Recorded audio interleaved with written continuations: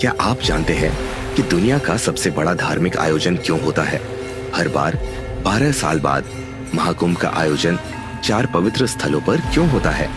और इस आयोजन के पीछे क्या है वह रहस्यमयी पौराणिक कथा जो हर बार करोड़ों श्रद्धालुओं को खींच लाती है। तीर्थराज प्रयाग में महाकुंभ 2025 का शुभारंभ हो चुका है। 13 जनवरी 2025 से शुरू होकर यह महापर्व 26 फरवरी 2025 यानी महाशिवरात्रि तक चलेगा। लेकिन रुकिए, यह आयोजन केवल स्नान और भक्ति तक सीमित नहीं है। इसके पीछे छुपी है अमृत और अमृतत्व की रहस्यमयी गाथा जो आपको सुननी ही चाहिए। कहानी शुरू होती है प्राचीन काल से। देवता और असुर दोनों में अमर होने की लालसा थी, लेकिन अमृतत्व का रहस्य केवल अमृत था जो समुद्र मंथन से ही प्राप्त हो सकता था। पर मंथन करना आसान नहीं था। दोनों पक्षों ने एक असंभव समझौता किया और शुरू हुआ समुद्र मंथन का महायुद्ध।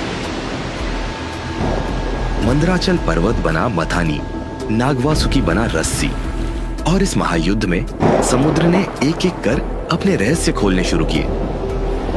क्या क्या निकला समुद्र मंथन से? सबसे पहले निकला हलाहल विष, जिससे सभी कांप उठे।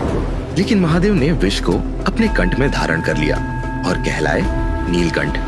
फिर क्रमशः निकले 14 अद्भुत रत्न, जैसे कामधेनु गाय, कल्पवृक्ष, देवी लक्ष्मी और आखिर में वह जिसकी सभी को तलाश थी, अमृत कलश।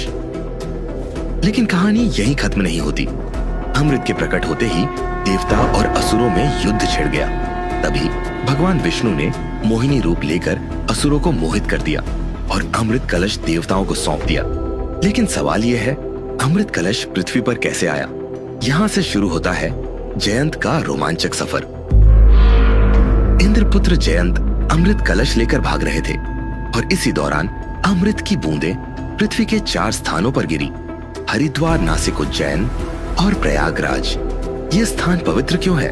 क्योंकि सूर्य, चंद्र, शनि और बृहस्पति ने भी इनकी रक्षा की।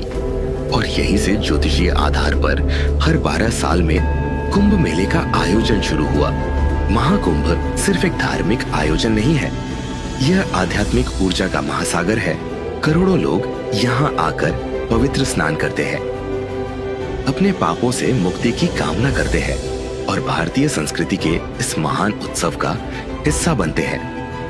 तो जब अगली बार आप महाकुंभ की बात सुने, यह मत भूलिएगा कि इसके पीछे छुपी है अमृत की